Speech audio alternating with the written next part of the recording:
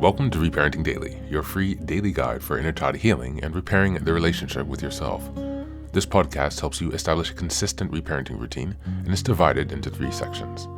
The first is the daily reading, the second is a discussion of the reading, followed by suggested journal prompts, and the last section is peaceful binaural beats meditation for closing. Good morning, good afternoon, and good evening from whenever and wherever you're joining us. I'm so glad that you could join us on this journey of self-expansion. If this is your first time here, welcome. As a celebration of passing episode 700, I've opened a free membership tier for the Patreon community so you can access additional resources and join the weekly Zoom calls for free. I know there's a lot going on in the world right now and that so many people are really struggling. My hope here is to still encourage others to continue the work on reparenting and to offer a free community where people can come together and do that. I'd also like to thank all of you who've been along on the journey so far. Just as a reminder, this is a free podcast, but you can support the project by purchasing the Reparenting Daily Journal, where you can follow us along all year. This 333-page journal gives you extra insight and resources for each week, and also provides space for you to keep your notes. Another way to support the podcast is to purchase the Fairy Tales for Reparenting series, volumes 1 through 3. This collection organizes famous and obscure fairy tales from around the world into the 3 phases of the hero's journey. While you might think that fairy tales are for kids, I'd like to challenge you. These stories contain profound truths and lessons carried down over millennia that we can use in our reparenting journey. It's a fun way to reconnect with your inner child. Each volume comprises 10 fairy tales. They include an analysis section to help you dive deeper into the message, as well as journal prompts and space to reflect on the story's meaning in your life. Lastly, you can also support the project by taking a paid Patreon subscription, by purchasing the books on the website, or by donating via Buy Me a Coffee. You can find all this information on the Support Us section of the website. So now, with these announcements out of the way, let's dive into today's practice. Hey guys, today we're going to be listening to a poem entitled Discipline by Sue Elson. Just as a reminder, we are in April, and the theme for this month is developing structure and discipline. We're in week 3, the first day of week 3, and the theme for this week is developing discipline. We'll listen to the poem, which she recorded on the website, and you can click on the link in the show notes to listen to the recording at a later time if you like, or to check out the poem and read it later. Without further ado, here's Sue Elson. Discipline poem by Sue Elson. I could do with some improvement to keep my focus tight. I'm guessing discipline would be good to keep my focus right. For if I have some goals that I would like to achieve, I'll need to change my habits into tasks I do complete. I can't wait for motivation, passion or desire. I must choose practices that continue to inspire. I'll be ready to push on and overcome self-indulgence. Every repetition becomes my new forbearance. My chosen control a sign of the power within. Intrinsic rewards abound every time I begin. And if I sometimes falter, I'll strive for 1% more. To truly be a hero, I'll commit to my very core. Discipline is a master that sees the bigger picture, and then I'll get to choose how to follow my own scripture. Discipline is a belief that every task done in faith will ultimately lead to an awesome fate.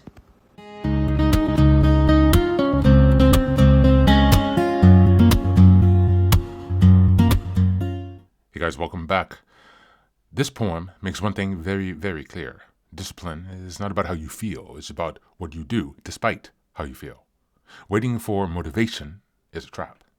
It sounds reasonable, but in practice, it leads to inconsistency. Discipline flips that. It says act first, then feel later. The line is not about waiting for passion or for desire. It's a turning point.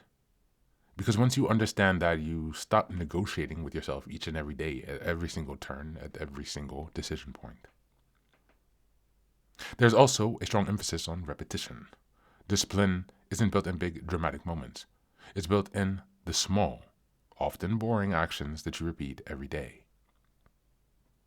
Every action or every repetition becomes my new forbearance.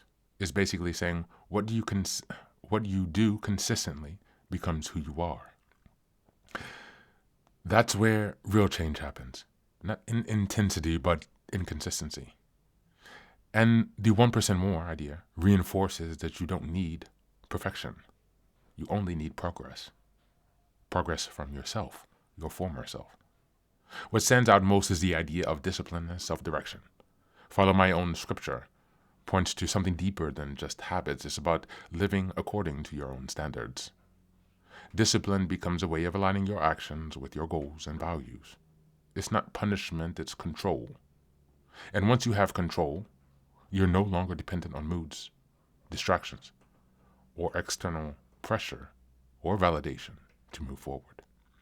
As we go into the journal prompts for today, number 1, where in my life am I currently waiting for motivation instead of acting with discipline? Number 2, what is one small action I can repeat daily that would move me 1% closer to my goal?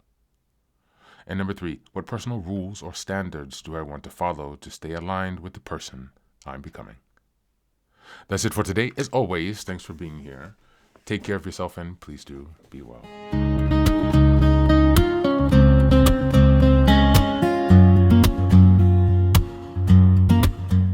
Welcome back. Now, this is the third and final section of the daily podcast. This is your silent meditation. Please find a place where you can be comfortable and undisturbed, where you can relax and spend some time with yourself for the next 10 minutes. You can choose to be sitting, standing, lying down, or in whatever position makes you most comfortable today. Just take some time to listen to yourself.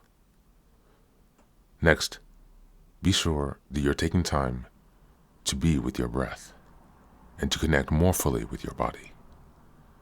Don't be disturbed or overwhelmed by your thoughts. Simply allow them to pass. Just observe them. Do not engage with your thoughts. Only be mindful of them passing, as if they are leaves drifting down top river. Use this time to connect with yourself. Whatever time of day you are listening to this, namaste.